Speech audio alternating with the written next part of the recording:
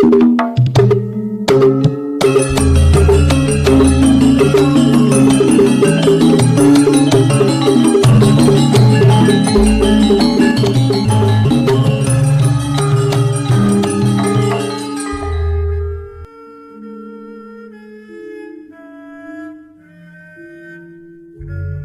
Ibu, para kadang kinasih, simbah-simbah lan adik-adik, para rama suster bruder berkah dalem Gusti, sugeng rawuh wonten ing PDSK channel menika. Kados pundi kabar panjenengan? Mugi-mugi bagas kasarasan kesehatan kawilujengan tansah mengku kula panjenengan sami anggenipun nglampahi gesang ing dinten menika. Lan mugi-mugi lumantar panglimbang basa Jawi waosan Injil kula panjenengan sansaya saged nggayuh iman kapitadosan ingkang leres lan mantep. Langkung-langkung anggenipun kula panjenengan sansaya bungah anggenipun derek Gusti lan cawe-cawe wonten ing pakaryan dalem Gusti.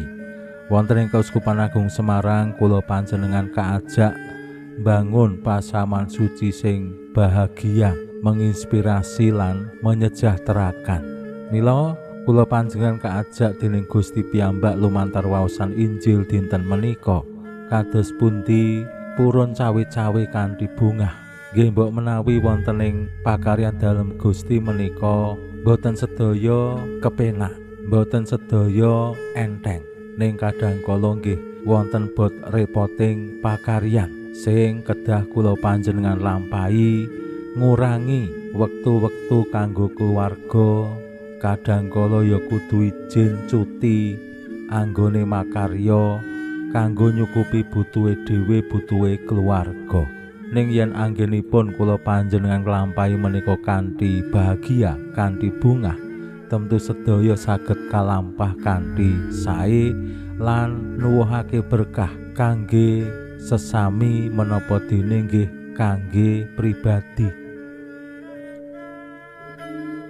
Menika kedah dados keyakinan supados kula panjenengan jejering murid-murid dalem Gusti ya wani cawe-cawe gelem pelayanan ana ing pasamuan.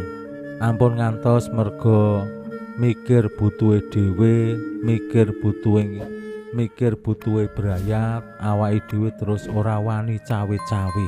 Kon dadi pengurus lingkungan utawi wilayah utawi setasi utawi paroki emoh merga mikir waduh pelayanan kuwi wis abot, kadang kala dipaido, kadang kala ya kudu mikir tenanan, padahal kebutuhane dhewe, kebutuhane brayat ya ora gampang, ora enteng. Menika tantangan umum anggenipun kula panjenengan wantun cawe-cawe ing pakaryan dalem Gusti. Ning jejering titah dalem kula panjenengan wiwit sakawit ditimbali Gusti supados nderek cawe-cawe ing pakaryan kawilujengan dalem.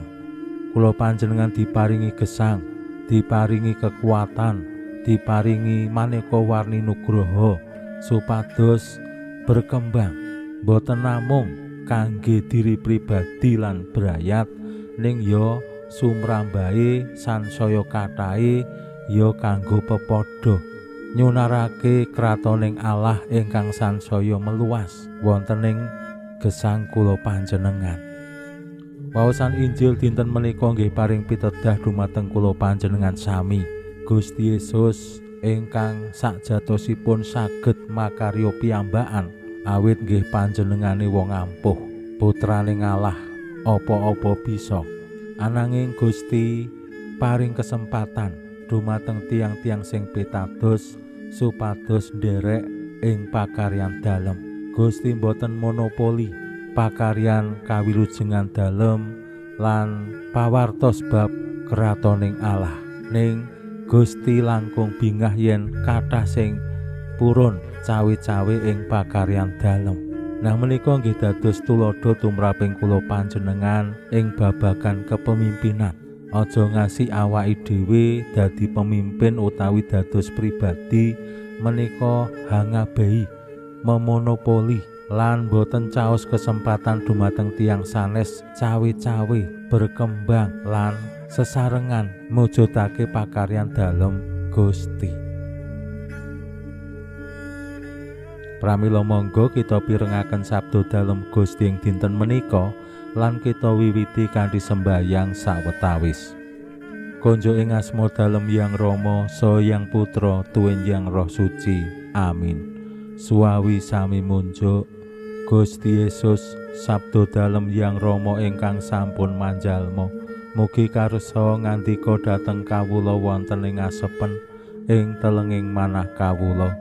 Kabika kegiyatan lan panglipur ingkang manjing ing sabda dalem kapenuwana kawula mawira ing kawicaksanan dalem. Mugi-mugi srana anggen kawula maos lan mirengaken sabda dalem kawula sansaya nunggil ing sampeyan dalem.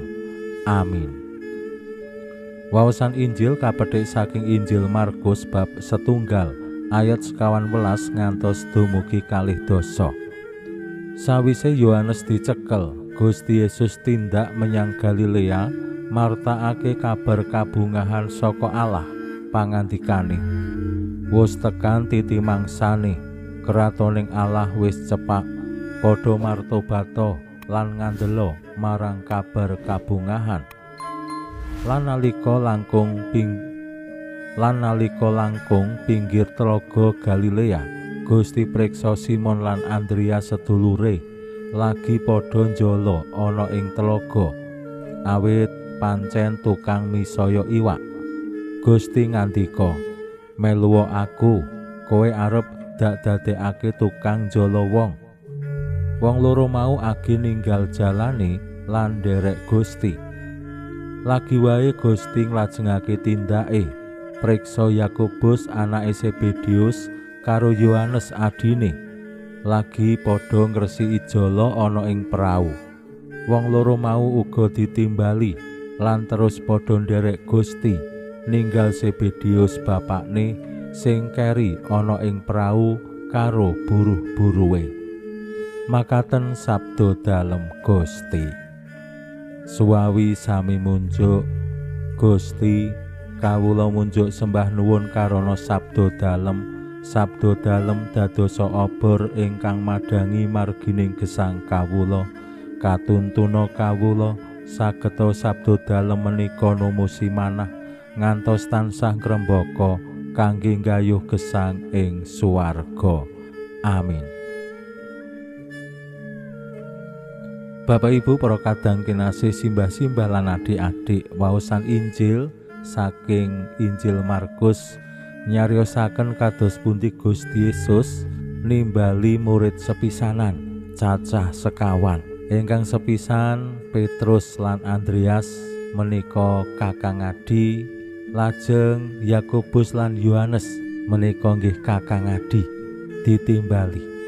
Petrus lan Andreas dipun timbali rikala nembe njala, lajeng nilar jalane nderek Gusti. Yakobus lan Yohanes ugi ditimbali, lajeng nilar bapakne nderek Gusti. Menika dados gegambaran tumraping kula panjenengan yen kepengin cawe-cawe ing pakaryan dalem Gusti ya wani ninggal pakaryan, ninggal keluarga. Salah setunggalipun nggih bapak. Pancen boten gampil lan temtu awrat eman-eman naminipun nilar gaweyan ya piye meneh, izin utawi cuti menika ya ngurangi pemasukan. Nilar keluarga nggih semanten. Mila menika dados tantangan. Kados pundi kula panjenengan nggadahi keyakinan yen awake dhewe ngladosi Gusti berkahi turah-turah kanggo brayat ya kanggo kebutuhane awake dhewe. Ning nek awake dhewe ra duweni keyakinan sing mekaten ya mesti awake dhewe ra gelem ditimbali Gusti nderek panjenengane. Mila tumraping kula panjenengan sami, Gusti Yesus ingkang paring kesempatan cawe-cawe ing pakaryan dalem tumraping tiang-tiang sing purun nanggapi menika penting. Mila pelayanan wonten ing pasamuan menika nggih sing penting ki gelem sik. Aku gelem melu pelayanan. Aku gelem dadi pengurus. Aku gelem dadi katekis. aku gelem dadi prodiakon menika ingkang penting sepisanan. Soal keterampilan, soal kemampuan, soal keahlian wontening pelayanan termasuk pengetahuan bab iman kapitadosan menika nomor kalih. Gusti Yesus priksa bilih Simon Petrus lan Andreas menika tukang misaya iwak, tukang jolo golek iwak. Mbok menawi sacara pendidikan dereng dingertosi, sacara sosial nggih kados pundi anggenipun Petrus Andreas menika mimpin masyarakat ya urung dingerteni, ning Gusti tetep paring kesempatan. Sing penting Petrus kalih Andreas purun menapa mboten, Yohanes kalian Yakobus purun menapa mboten, lan pranyata Injil nyariosaken tiang-tiang sing tinimbalan kala wau purun nderek Gusti lan nilar samudayanipun. Nah menika ingkang penting tumraping kados pundi kula panjenengan cawe-cawe ing pakaryan dalem Gusti. Pokok menek pas awake dhewe pelayanan yo kabeh ditilar sik demi ngladosi Gusti. Aja ngasik mangkro, aja ngasik mendua hati, mengko tundone malah kesel, malah ora dadi apike kabeh. Pancen wonten ing pelayanan kadangkala boros wektu. Umpamane rapat sok-sok yo wiwit jam 7 bengi tekan jam 11. Sing dirembug kadangkala ya ora cetha. Nah menika tentu saged dados evaluasi anggonipun pelayanan. Ning masalahe sok-sok awake dhewe jagongan neng utawa neng pinggir dalan saka jam 7 tekan jam 12 bengi ora masalah. Utawa main game, nonton video neng HP pirang-pirang jam ora krasa. Ora masalah. Ning wonten ing pelayanan kadangkala nek tanda kutip boros wektu sok-sok awake dhewe ora ikhlas. Pinuji Allah sakmenika sarta ing salami-laminipun. Salam sehat, salam bahagia, salam katentreman. Lan mugi-mugi lumantar panglimbang dinten menika kula panjenengan tansah jinangkung ing berkah dalem Gusti ingkang Maha Kuwasa, Hyang Rama, so yang putra tuwin yang roh suci. Amin.